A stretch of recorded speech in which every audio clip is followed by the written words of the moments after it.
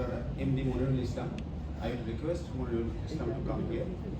And at the same time, I will request Sheikh Samim, PhD scholar, Institute of Language Studies and Research, Kolkata, to introduce today's speaker.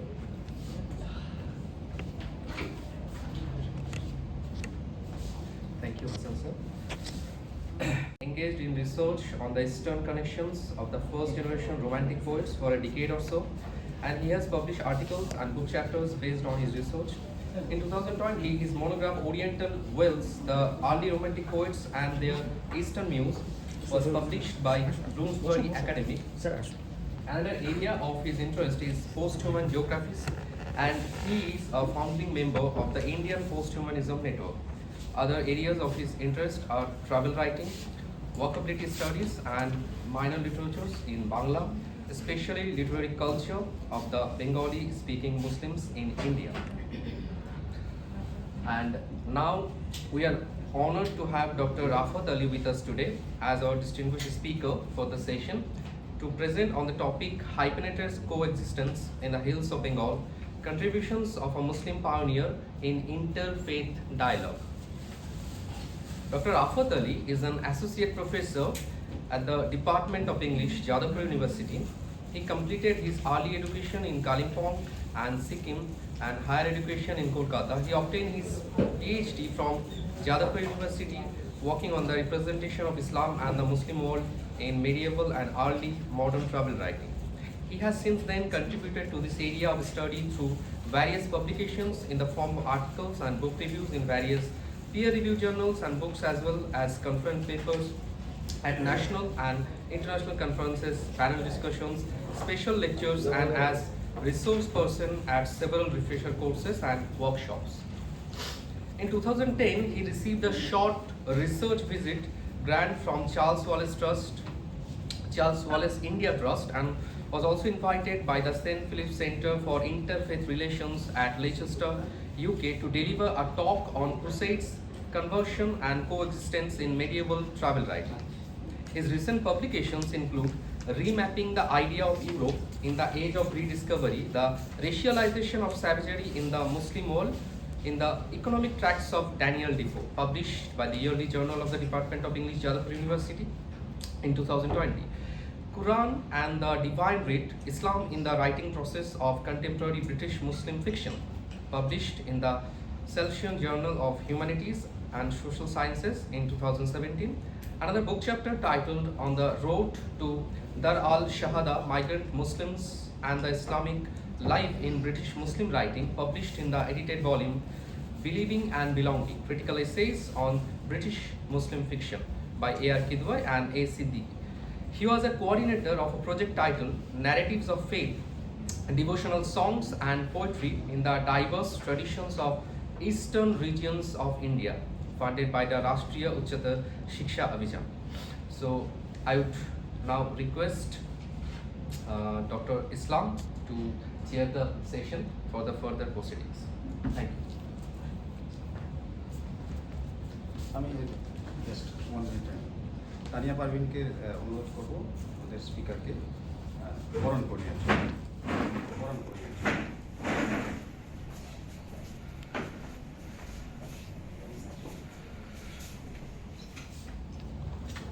So I guess without wasting any further time,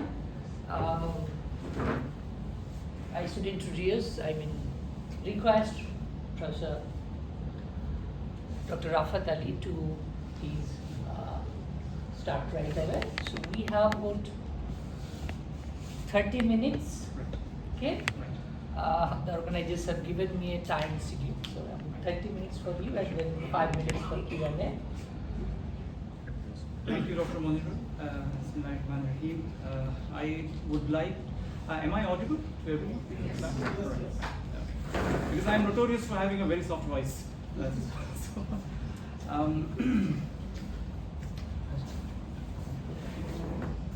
First of all, I would like to begin with my thanks to Bengali Academia for Social Empowerment for giving me the honor of sharing my thoughts with you in this seminar.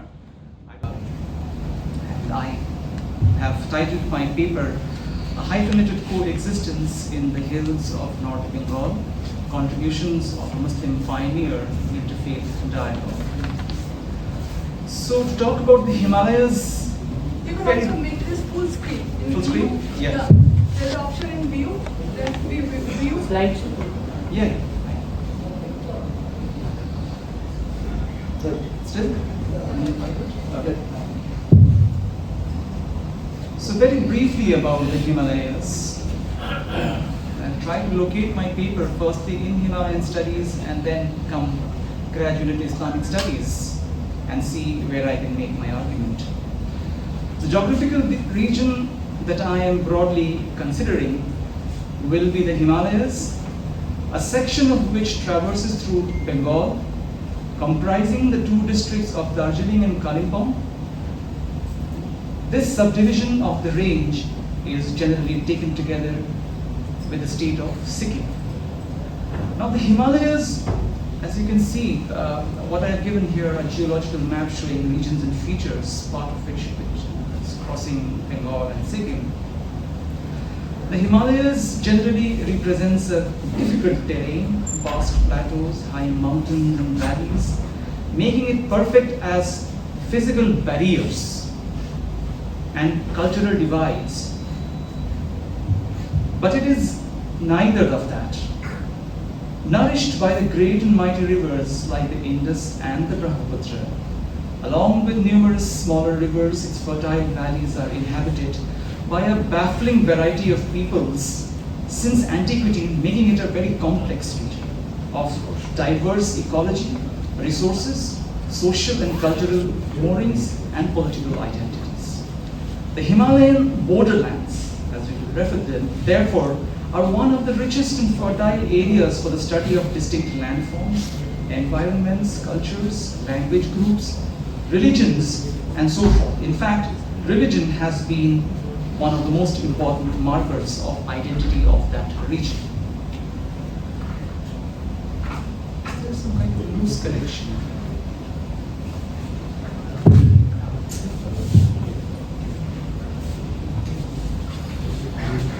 Anyway, I'll just continue.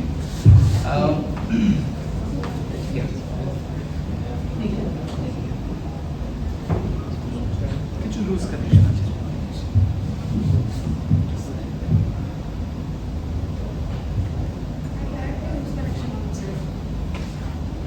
Various religious and cultural groups coexist and are settled within this vast mountainous regions with links to each other through numerous routes, not only as trading hubs but also as tourist destinations. It attracts a vast array of visitors, migrants, and settlers. My attention today for this presentation amongst this diversity of religions and cultures are Muslims and Islam. So, the gist of the lecture, let me just very quickly explain it to you. What I will be primarily talking about in the context of the Himalayas are how are Muslims and Islam understood in academic discourse of Himalayan studies and what the lived reality tells us. So what I'm trying to say is that as long as we are concerned with Himalayan studies as an academic discourse, what we get to know about Muslims and Islam is something, and what we get to see in the lived reality, the actual experiences of the people, is something completely different. And I have had the privilege of the person whom I am going to talk about today is someone with whom I was very close personally. He passed away in 2020. He was a theologian based in UK, originally from Kalimpong, and I will be talking primarily about him. So, how Muslims and Islam are understood in academic discourse of the Himalayan studies and what the lived reality tells us. Since religion, along with ethnicity and language, is an important marker of culture and identity of this region, my lecture today will be an attempt to explore the beginnings of theology that emerges from an engagement with the unique urban experience of what has been termed by anthropologists as sedimented syncretism. Now, this is a phrase that had been coined by the anthropologist Tunka Sulba, based in Northwestern Hills University. So he talks about a phenomenon called sedimented syncretism of the Darjeeling Hills that can be seen as a viable solution to the problems associated with affirmed and embodied belief. Very quickly, I will explain to you what sedimented syncretism is. Like when we talk about syncretism, and especially when we talk about Islam, there is one form of Islam which is seen as like safe, which is the Sufi form, yeah? which does not, which does not pose that much of a threat. But then there is another Islam called revivalist Islam, which has always been a source of problem, particularly in contemporary times, particularly after 9/11 and all that. So there is a kind of an effort whenever we talk about Islam to look at revivalist Islam with some kind of a distance, and to talk about Sufism, to promote that, talk about it in a more that is what we usually talk about. But and then there is an attempt to see how Islam has mixed with cultures and all that. But what we see, so this idea of syncretism as a conscious choice, what Professor Supa talks about is that when you go back to the Himalayas, the syncretism is not something that has come consciously, it is something that is generational. People have lived in that region, Muslims have lived in that region for several generations, and somehow they have got mixed up with that culture. You see, so that is something which, and without losing its uniqueness, it remains what it is, but it learns to live, coexist with the others. So there is a kind of, it is your common belief which joins you, but then it is history and your memory which separates you. How does this happen? This is a very interesting phenomenon. So the sedimented syncretism, and how this sedimented syncretism can be seen as a kind of a viable solution to the problems associated with affirmed and embodied belief. By affirmed belief, I mean religion that is professed, that is declared, something that is more theoretical, that is more textual, and embodied belief is the lived reality, the practical experience of the people as they live it in their everyday life. So when you look at this, there is a new kind of theology which is emerging. So the book that I will be firstly referring to, Muslim Communities and Cultures of the Himalayas, Conceptualizing the Global Ummah, edited by Jacqueline H. Fuchs and Megan Adam Sichapati. What they say in this book is, when you think of the word Himalayan, what is generally considered in terms of religion, cultures, and ethnicity is largely Hinduism, Buddhism, and several born religions, what we call the animist religions. However, not only is there a misunderstanding, but there are also negative views about how the Himalayas are of and for Hindus and Buddhists, but not Muslims and Islam. Whenever you go to any kind of a Himalayan studies conference, if you are able to find, now these days, there is some kind of, you will find some kind of contributions from the people of Ladakh and Leh, the Tibetan Muslims, after the arrival of Muslims there in, after the invasion of Tibet in 1959 and all that. So that is a new area that is also evolving. But otherwise, whenever you go to any kind of Himalayan studies, maybe a compendium or a conference, it is primarily either Buddhist, that is the most important religion, and otherwise it is Hinduism, but not Muslims and Islam. Despite the long and rich histories of Muslims throughout the area, discourses rooted in colonial narratives and used in contemporary times to the advantage of communal politics have promoted the view of Muslims as outsiders to these regions. Especially if you look at Islam in Nepal, for instance, the growing forms of revivalism is something that links it up with the global Sunni Ummah. and so this is something which is seen with some amount of suspicion, threat. It is looked at, so this kind of attitude still prevails. What this book does, Muslim Communities and Cultures of the Himalayas, Conceptualizing the Ummah, is opens up this debate in a new kind of a way by fostering an inclusive approach to regional studies and the study of religions by asking who belongs where, and gives a view into a diverse, multivocal community, providing a fuller picture of both the Himalayan region and the Muslim experience. So the book is a significant contribution to not only Himalayan studies, but also Islamic studies. Studies of the so-called Muslim world are primarily Arab-centric and can promote a stereotype of Muslim beliefs and practices that occludes the diversity of the Ummah, the global Muslim community. This can create misunderstandings about what it means to be a Muslim, frequently conflating Middle Eastern cultural norms with Islamic beliefs and practices, and is used as a socio-political tool to other Muslims and communities around the world. The academic discourses was problematic narrative of Muslims as outsiders to the Himalayas, thus is worth expanding upon.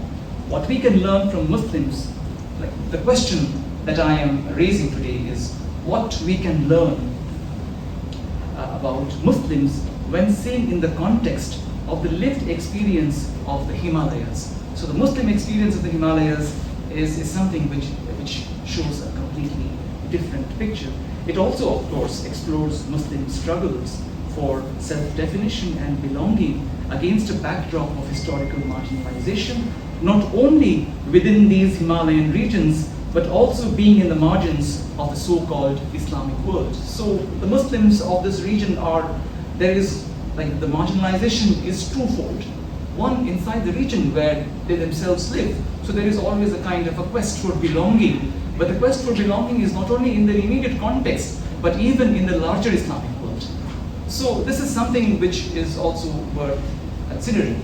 So the broad context in which this will be discussed will be the question of what it means to live the religious life, be a Muslim or a Hindu, Buddhist born, given the two most important allegations it faces, that religion is irrational, incoherent, and even a meaningless phenomenon, and the cause of so much conflict in its name. So how and where do we look for the meaning? How do we establish peace between conflicting communities? What can the association of faith with mountains? And this is a very interesting kind of connection, religion and mountains. And you will all remember that Islam also has a very strong connection with mountains. The Prophet receives the first revelation when he is contemplating in retreat away from the urban experiences in the mountains of what is called the caves of Hira. So it's the mountains. There is some kind of something about mountains, something which is some kind of what you may call. It is something that is not not entirely social. It is something that is more natural. It is something that is a pure kind of a space. So when you talk about Islam in this kind of, if you take back Islam to this kind of a pure and natural space, away from the discourses of Islam, what Muslims have done to themselves, and what particularly mainstream academia has done to Islam and Muslims, you will see that when you take it back to the mountains, there is a different idea of Islam that has the potential to emerge. This is the primary. I'm basically making a very kind of, you may say, it's a very romantic kind of a statement that I'm making, that people in the mountains are innocent, are pure, are good. It's that kind of taking it back to a pure, kind of a sense of that pure space, and it's a space which has been used as barriers, but at the same time, it is the same space which acts as a kind of like borderland, and the borderland is where it becomes a baffling kind of a space for confluence of cultures, languages, and peoples. But this is how, like, what is Islam doing there? What has Islam done there, and how has Islam contributed? How has Islam grown in this kind of circumstances? It's a project worth considering. And it is not only beneficial for Himalayan studies, but it is also very beneficial for Islamic studies. The whole idea of Islamic studies gets a new dimension when it is associated with the Himalayas. So, so what can the association of faith with mountains, and specifically in our case here, the Himalayan experience, teach us, particularly keeping in mind the theme of identity, culture, and belonging of Bengali Muslims, or if I may be permitted to extend the phrase a little bit, if not Bengali Muslims, the Muslims of Bengal, because part of the Himalayas traverses through Bengal and Sikkim. So it's like, and since we are talking about the Muslims of that region, of Darjeeling, of Kalimpong, how can it guide us in achieving the above two objectives of reconnecting with the essence of religion, rather than not religion as simply a discourse, but religion in its essence of, like, what is religion in its essence? In my previous lecture with Pace last 2 years back, if I remember, I had spoken about Islam and modernity, religion and modernity, and how they are seen as being conflicting with each other. But I had tried to make an argument there that no, I mean, like, both religion and modernity, if taken in the true essence, which is to free the human, which is to free the human mind, and to establish peace, justice, welfare, if that is the objective of both religion and modernity, then I see no conflict between the two. But if we look at religion and modernity as some kind of contenders of power, that is where the entire problem begins, where religion, and like, the more religion there is, the less modernity there is, and the less modernity there is, the more. This is an equation which is not true all the time. So how can we then use the context of the Himalayas to go back to talk about the essence of religion, not always as a source of conflict, but religion as something which can bind people together? I am sure, like, in the age of growing right-wing ideologies, I am making a very kind of hopeless argument. But then, I mean, like, I guess like John Lennon would say, you may say I'm a dreamer, but I'm not the only one. So, like, we there is no, we all we have to do is use our imagination, because religion is something that is based, of course, on your reason, but then that reason should take you not to an eternal idea of maybe futility called progress, but it should also try and connect you with your Creator. So if there is no trust, if the basis of religion is belief, I'm making a very simple statement. It's a tautology. Reason should help us reinstate our belief. Reason should not take us away.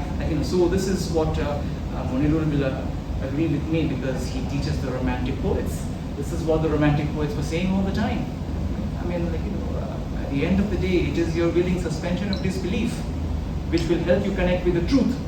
Otherwise, truth is something that is forever elusive. You will never reach the truth. In order to reach the truth, you have to use your reason, but that reason should not take you away from the truth, but take you back to the truth. And truth is something that you can only believe at the end of the day. Of course, maybe there might be questions at the end to contest this. So these questions will be dealt with by looking for a way forward in the example of a pioneering and deep human who walked on this path and showed a way for living what he termed a hyphenated existence. Like today, when we talk about Islam, it's always like, the place that I come from.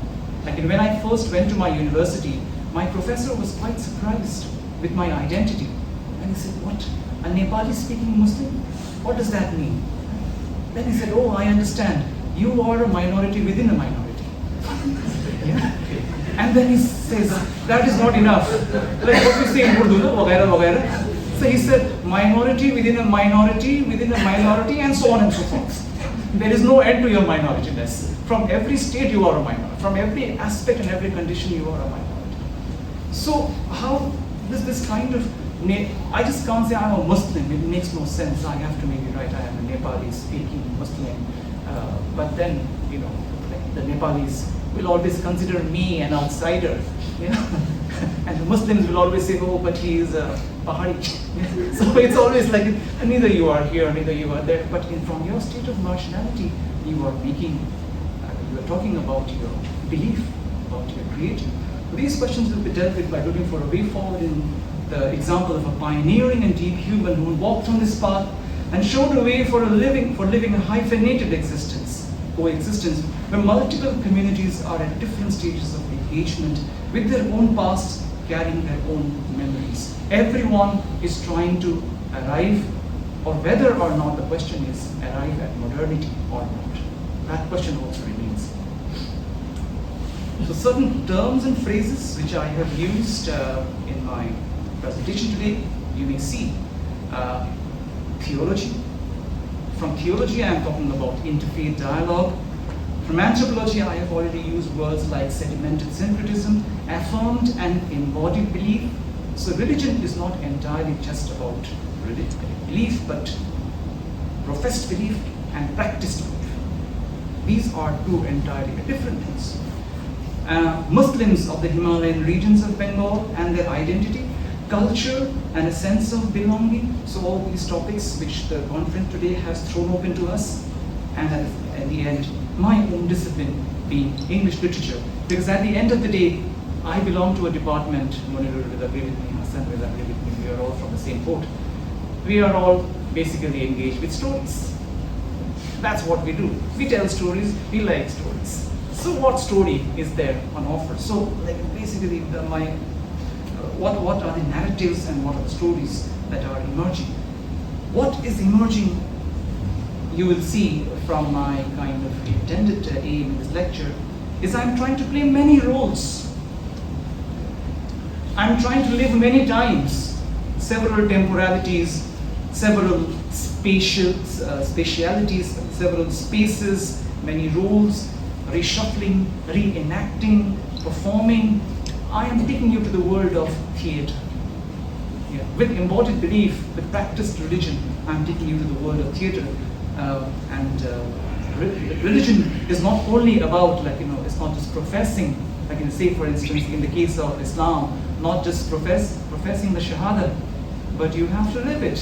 The Quran time and again addresses the believers, Ya ayyuhallazina amanu wa amilus salihat. Not just the iman, the amal, the practice. So it's both, you know, it's very important. So at the end of the day, what are we doing? We are professing, but we are also playing. We are acting. We are performing it.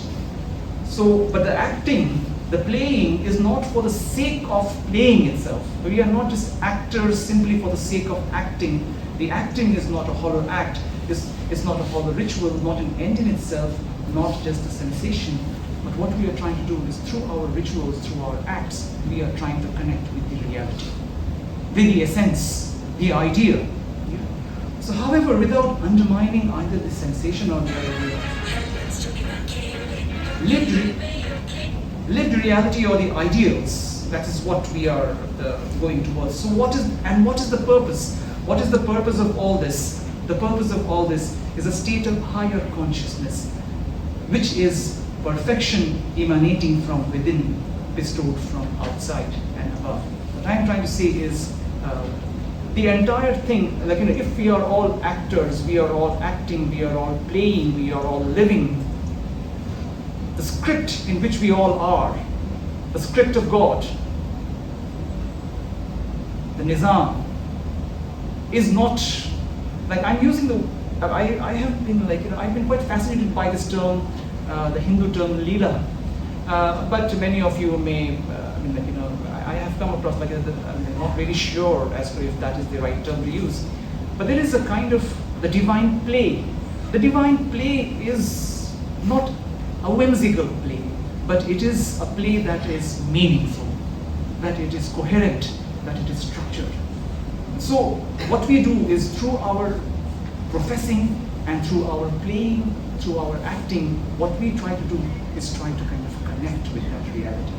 That kind of idea is what I'm trying to get at. So answering the two questions, religion is not simply a geopolitical marker of identity, not team hooliganism. It's a very, this term I am using from one of our favorite politicians, Shashi Tharoor. But here he says something very interesting. It was a documentary which I was watching called In Search of the Soul of India, which was made immediately after the Godhra riots. And the documentary maker is the famous Pakistani novelist Atish Asir. And when he is writing this, when he's making the documentary, he's interviewing various people, one of them becoming our Mr. Tharoor. And what Tharoor says something very interesting. What he says is religion in India is like football team violence. Yeah. It's like team hooliganism, soccer violence, where nobody is interested in the game. Nobody is interested in what the game is all about. The most important thing is whether your team is losing or winning. And if your team is losing and if you are on the losing team, of course, then you have to create some trouble. And of course, this kind of an idea. So not religion not as a kind of team hooliganism, but a consciousness of the coherence, the nazm, the narrative, understood not always in the immediate, but in the divine sequence. So in the immediate context, things may look different, people may be conflicting, people, we talk about, say for instance, when you go back once again to the experience of Muslims in the hills, we see their marginalization and all that. But at the end of the day, what you will see is the whole script, if it were a play, the play at the end of the day is a good play, is a perfect play, is a coherent play, it's not an absurd. So everything makes sense. It may not make sense now, but in the divine sequence of things, in its various contexts, usages, ways, times, spaces, histories, stories, precedents, antecedents, allusions, examples, these are all made possible if one believes. Now this is one term which I am going to use very emphatically for the rest of my presentation. The whole idea is about believing. When we talk about belonging, the belonging is incomplete without the believing.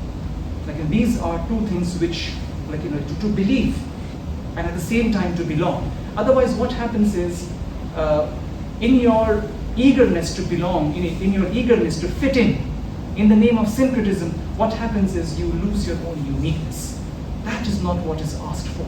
You keep your uniqueness, you fight for your rights, but at the same time, you do not give up in belonging, either to your immediate local context or to the larger global ummatic context. So this is something very important.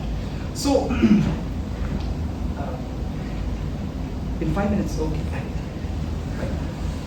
So living religion is like the act of reading and performing. Both are a tribute to our dignity as human beings, speech, reason, will to act. But what do we do with that?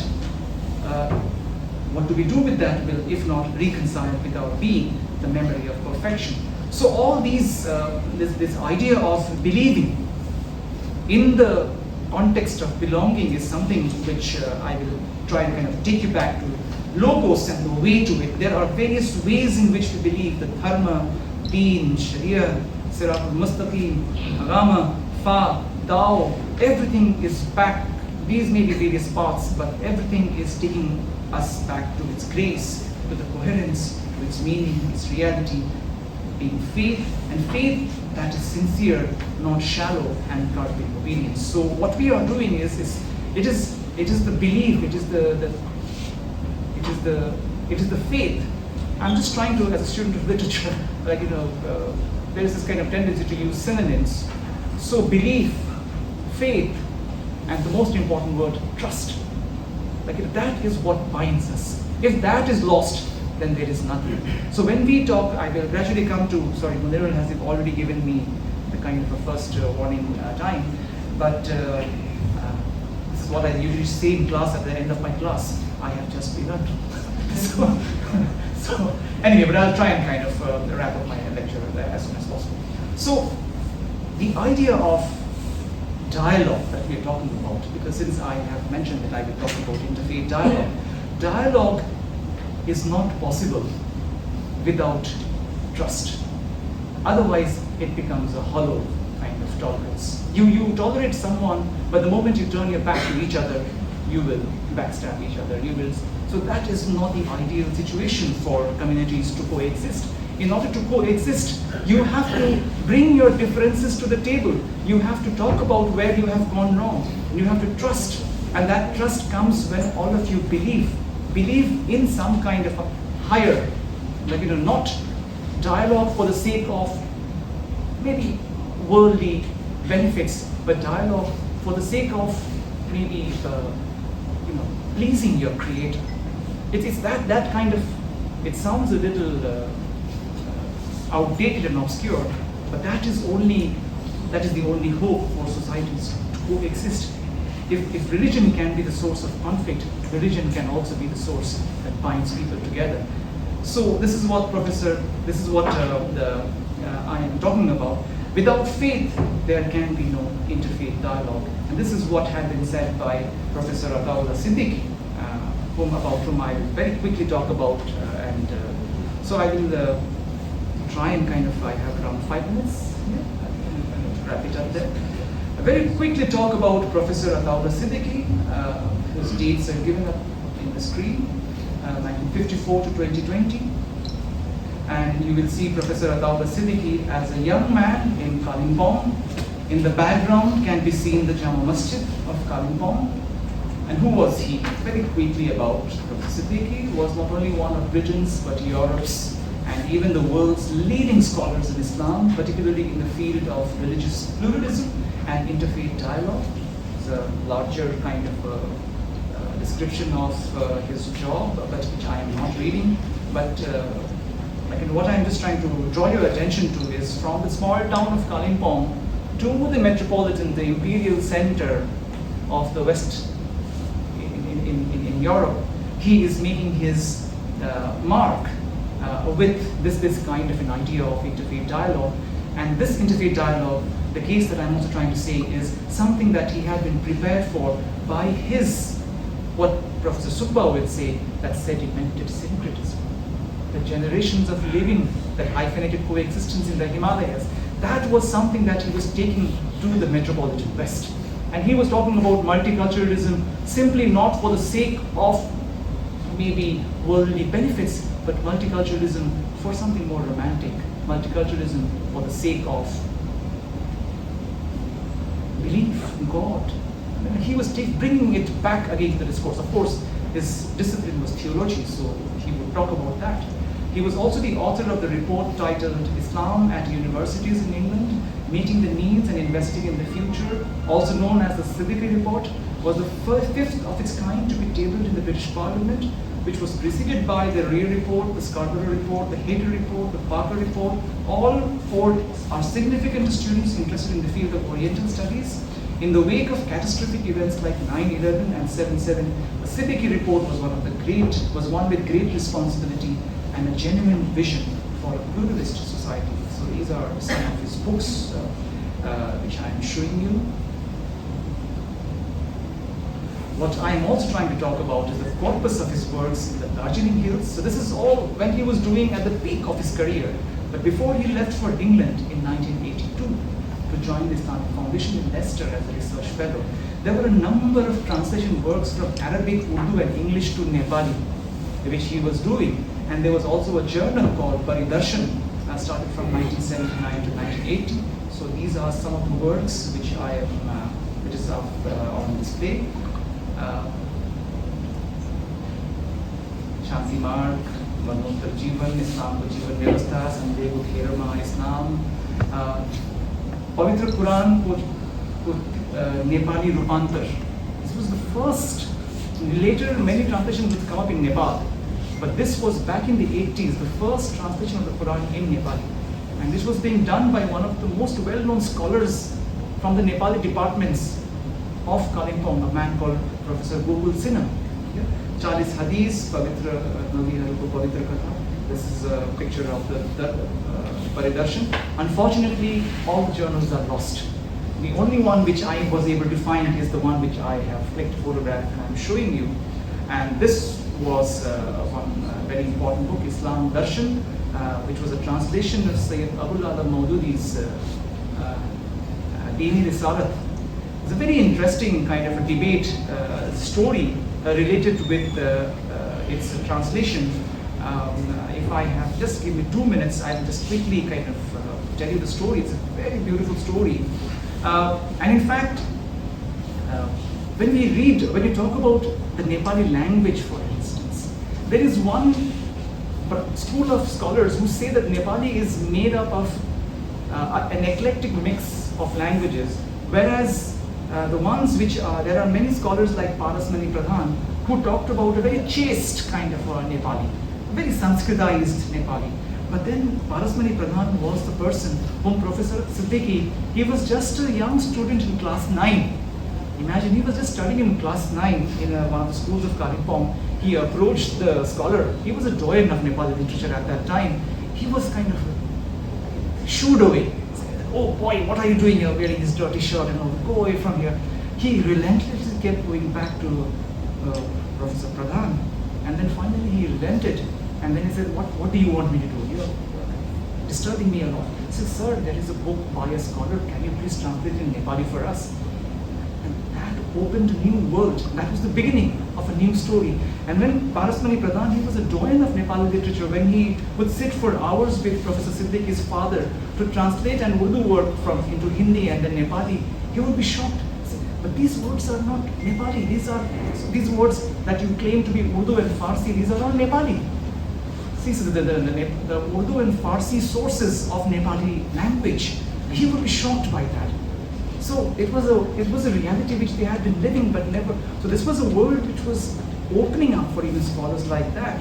So this is the world which, like I will say, we have lost Parasmani Pradhan, Kamala Sanskritayan, the wife of the famous Rahul Sanskritayan, Gokul Sinha, Balram Chitri, Neelam Pradhan. These are some of the scholars, and amongst the various books which I was able to kind of salvage, there was one very interesting one by another pioneer of interfaith dialogue, Notes on Islam, and this would be published from St. Xavier's College. This was back in the 1960s. An interfaith dialogue was being promoted by a Jesuit priest called Father Victor Curtis.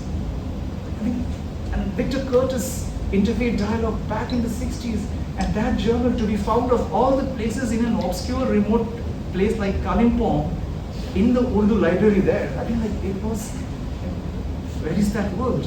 So this is something which, like everything else, the experience of living in the hills of North Bengal have also been constantly changing.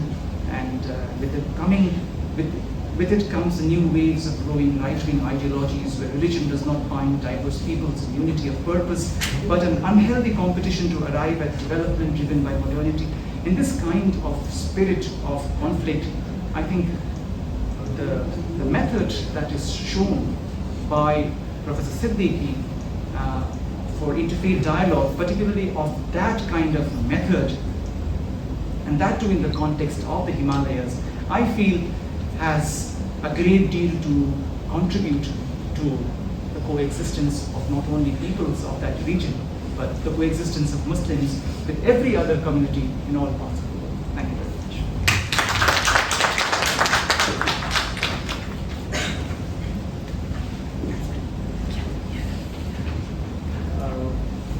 So thank you, Rafat. I have heard him several times, and Rafat has always been very, very intense with his scholarship and with his presentation. So he is in it. So and it's very difficult to remind him of the time. But I had to do that bad job of reminding you of the time because you started a bit late, so things are going late by half an hour or so, maybe more, I don't know. So why? I won't take much. just one or two sentences. That what do you see there? What do you see? Rafat was talking about Professor Ataullah Siddiqui, and I think I remember you wrote an obituary. Yes. Yeah, in the Telegraph. No, it was written by Professor Shamantas. Professor Shamantas, He yes. was in conversation with Yeah. So I remember that obituary to Professor Siddiqui. And you have a family connection, Yes. As far as I know, with Professor Siddiqui. So maybe we can hear it out later on in some informal conversation. But what you see that what Rafat was talking about is the need of the hour. That don't think of religion as a source of conflict. Rather, you can think of religion as a source of confluence. As a source that can help us, something that can help us to come together, to live together. Okay, so I think that is the essence of what Rafat is trying to say. And this imaginary of religion, alternative imaginary of religion. trust. Yeah. So that is very important. In a world that we inhabit today, such a the world populated by different sorts of divisive rhetorics. Right? So you can take two questions. Anybody has any question for Rafat? We can take only two because of time. Go on, if anybody has any question. Yeah, Moshe, please. I think I am audible. Please go on. Yeah. Thank you, Rafat. What a wonderful day. Made my day old. I lost the shape towards the end of the lecture. The pictures of the periodicals that you showed, are those by Siddiq or These ones. these all by Yeah, the journal was started by Professor Siddiqui and another person called Arif, Muhammad Arif. Yeah, there is no book written in English. these books they have to be literally preserved, I feel, because they are rotting away. There is a place called the Urdu Library. It is rotting away there, and nobody is interested in that. So it takes a few scholars who are interested in the subject to go and salvage them. If we can digitize them, it would be really wonderful. Yeah. Yes. You would like to, if you Yes. allow, Yes. if those periodicals are in your. No, the journals are lost.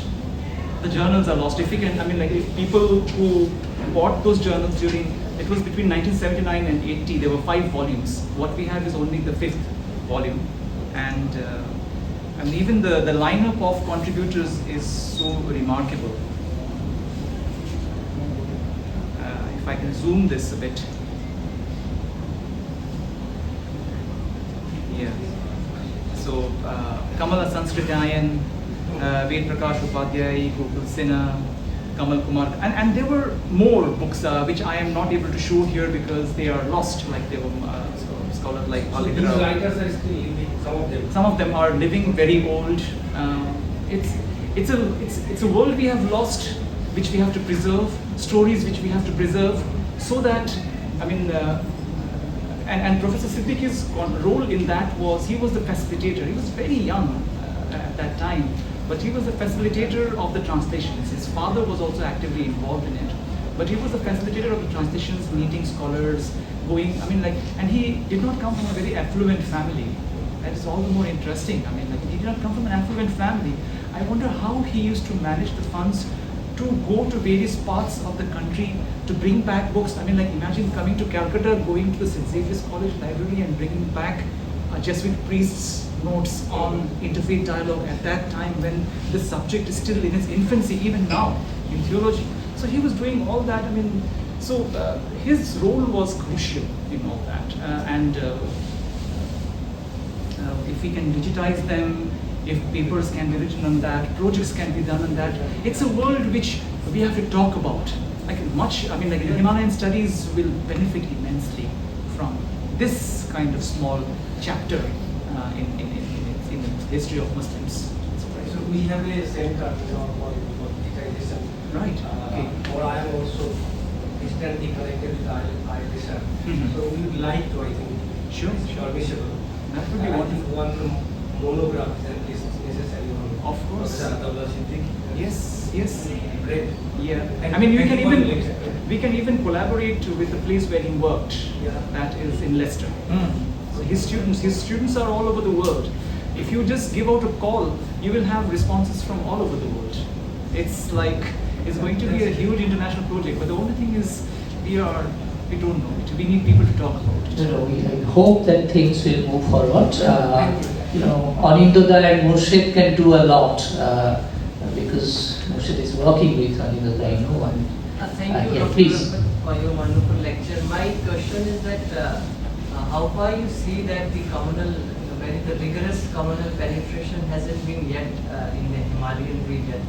How far this less communal approach is, although it's been increasing nowadays, all thanks to Hemant Biswa Sharma Of course. and all those papers. It is how this, the less rigorous communal penetration in the Himalayas had made a way for this peaceful coexistence, and how far the economic, struggles, because I'm also Pahari, I see that Paharis are very complacent. They Yes. are largely involved in this economic struggles.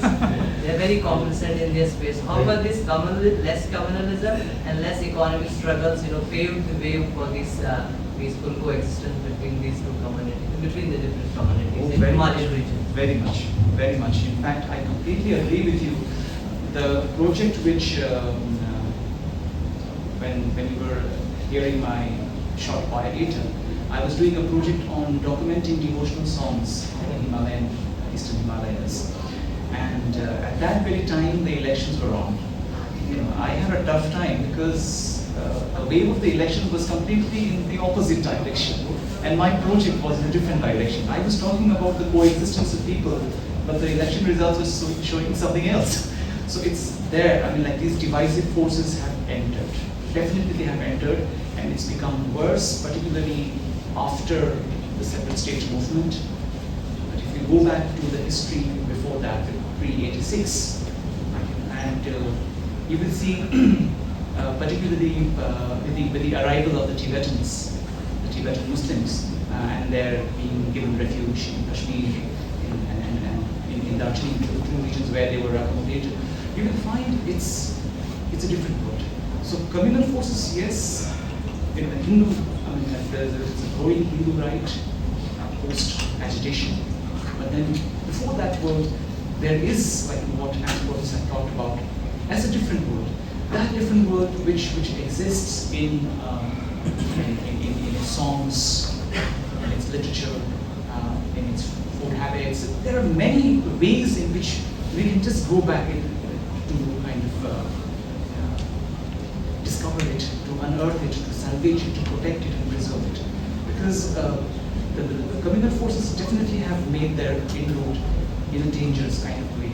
This is what Professor Siddiqui would always tell me, that document your stories. Otherwise tomorrow there is a new wave. These stories, there will be no one to neither narrate them nor listen to them. So, I mean, like here people are, like, when he went to England for the first time, he would make a joke and he would say, people in England are always concerned about who are you? Which religion do you belong to? Which ethnicity? What is your, what are your roots? But they will never live peacefully. Yeah? And here, we don't care about anything and yet we live peacefully. So, I mean, how does that happen? There is a kind of a different version of multiculturalism and pluralism out here. This is something, this sedimented syncretism that we are talking about is something that has to be protected and preserved. And I see it's the role of academics, young scholars, to do this, to go back to history, to kind of relive these memories, not let these memories disappear. Okay, so I guess it's time to end this session. We are running late. So thank you, Rafat, once more. Thank you for your wonderful presentation. Thank you very much. There is a place called the Urdu Library. It is rotting away there, and nobody is interested in that. So it takes a few scholars who are interested in the subject to go and salvage them. If we can digitize them, it would be really wonderful. Yeah. Yes. We would like to, if you Yes. allow, I mean, if those periodical writers are in your, No, the journals are lost. The journals are lost. If you can, I mean, like if people who bought those journals during, it was between 1979 and 80, there were 5 volumes. What we have is only the 5th volume. And even the lineup of contributors is so remarkable. If I can zoom this a bit. Yeah. So, Kamala Sanskrijayan, Ved Prakash Upadhyay, Sinha, Kamal Kumar, and there were more books which I am not able to show here because they are lost. Scholars like so these writers are still living, some of them. Some of them are living very old. It's a world we have lost, which we have to preserve, stories which we have to preserve, so that, I mean, and Professor Siddiq is region. How far this less communal approaches, although it's been increasing nowadays, all thanks to Hemant Biswa and all those papers, it is how this, the less rigorous communal penetration in the Himalayas had made a way for this peaceful coexistence, and how far the economic, struggles, because I'm also Pahadi, I see that Pahadis are very complacent. They are largely involved in these economic struggles. They are very complacent in their space. How far this less communalism and less economic struggles, paved the way for this peaceful coexistence between these two communities, between the different communities in Himalayan region. very much, very much. In fact, I completely agree with you. The project which,